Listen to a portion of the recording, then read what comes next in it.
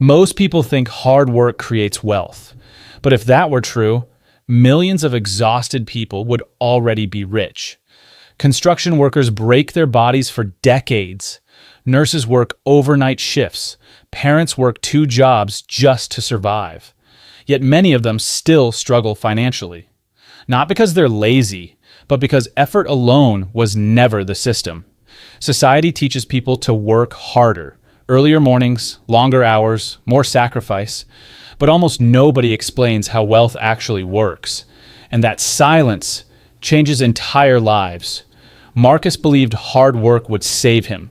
That's what he was taught growing up. Work hard, stay loyal.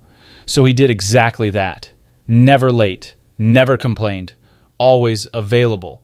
His managers loved him. Co-workers respected him. People called him disciplined.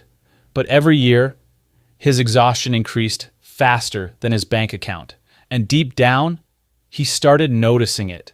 The harder he worked, the less freedom he had, less time, less energy, less control.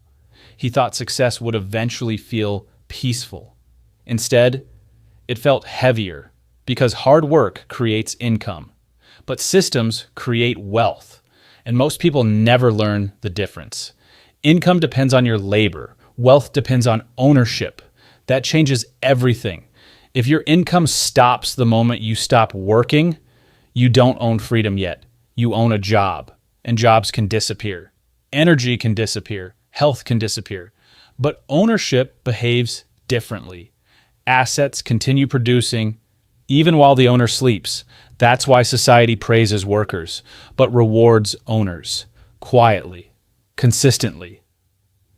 Daniel understood this early, not because he was a genius, but because he questioned the system. While others chased overtime, Daniel studied leverage, assets, equity, investing. At first, his life looked unimpressive. No luxury apartment, no expensive car. People assumed he wasn't successful because modern culture confuses appearance with wealth. But Daniel wasn't trying to look rich. He was trying to become independent. That's different. Most people buy symbols. Wealthy people buy control. And control usually looks boring in the beginning. Quiet investments, delayed gratification, patience. Marcus hated waiting. After years of hard work, he wanted visible rewards. So when his income increased, his lifestyle increased too. Better clothes, better phone, better car. Because the moment people feel successful, they start buying proof. Proof for family. Proof for strangers online. But every new upgrade created pressure. Now he needed the same income, just to maintain appearances. That's how lifestyle inflation traps people. Quietly, emotionally.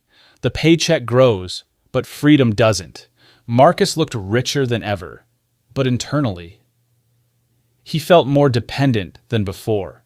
He couldn't slow down anymore, couldn't take risks, couldn't breathe financially, because his lifestyle now required constant performance, and constant performance becomes emotional prison. Most people think wealth means spending more. Real wealth means needing less. That idea sounds boring until life becomes unstable. Then suddenly, cash flow matters more than status. Most people are trained to survive economically, not escape economically. Wake up, commute, work, consume, repeat. And after enough repetition, survival starts feeling normal. Marcus thought burnout meant ambition, but burnout is often just prolonged imbalance. Exhausted people rarely question systems. They're too busy surviving inside them. That's why modern culture glorifies hustle constantly, because exhaustion creates obedience, and obedient workers are predictable workers. Daniel noticed something strange. The hardest working people often had the least leverage. Meanwhile, people with ownership kept getting wealthier quietly. Stocks, businesses, real estate, systems. Their money wasn't tied directly to physical effort anymore.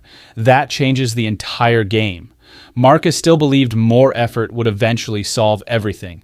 So he pushed harder, longer shifts, less sleep. But eventually, His body started resisting the pace. Fatigue became permanent. Stress became normal. Peace disappeared. And for the first time, he asked himself a dangerous question. What if hard work alone was never enough? That question changes people, because once you see the system differently, you can't unsee it. Daniel understood leverage. 1 hour of effort should not produce only 1 hour of value. That's why wealthy people build systems first, not lifestyles first. Because lifestyles consume, systems produce. Most people reverse the order. They consume first, then wonder why wealth never stays. Marcus bought rewards too early, and now those rewards owned him. The expensive car required payments. The apartment required pressure. The image required maintenance, and eventually, he realized something painful. He wasn't building freedom. He was renting the appearance of success. That sentence quietly destroys illusions, because many people are doing the exact same thing, looking wealthy while remaining financially fragile. Daniel moved differently. Every dollar had a purpose. Instead of asking, "What can I buy?" he asked, "What can this build?" That single mindset shift changes financial outcomes dramatically. Wealthy people use money strategically. Emotional spending creates temporary relief. Strategic investing creates permanent options. And options are real wealth. The ability to choose. Choose where to live. Choose how to spend time. Choose who controls your schedule. Marcus thought money was about comfort. Daniel understood money was about control. That's why one kept chasing income, while the other quietly built assets. Years later, their lives looked completely different. Marcus still worked constantly, still stressed constantly, still dependent constantly. Daniel's investments now produced income independently, not massive overnight wealth, just stable leverage, and leverage compounds silently over time. That's the part people underestimate. Most people want visible success immediately, but real wealth grows invisibly first. Roots before branches, systems before status. The internet glorifies fast money. But sustainable wealth usually looks slow in the beginning. That's why patient people often win financially. Because patience protects decisions. Emotional people react, strategic people position, and financial outcomes usually follow emotional behavior. Marcus finally understood the trap. He spent years maximizing labor without maximizing ownership. That realization hurt, but it also freed him mentally. Because once you understand the real game, you stop worshiping exhaustion. Hard work still matters, but direction matters more. Effort without leverage becomes survival. Effort with ownership becomes wealth creation. That's the difference nobody explains clearly.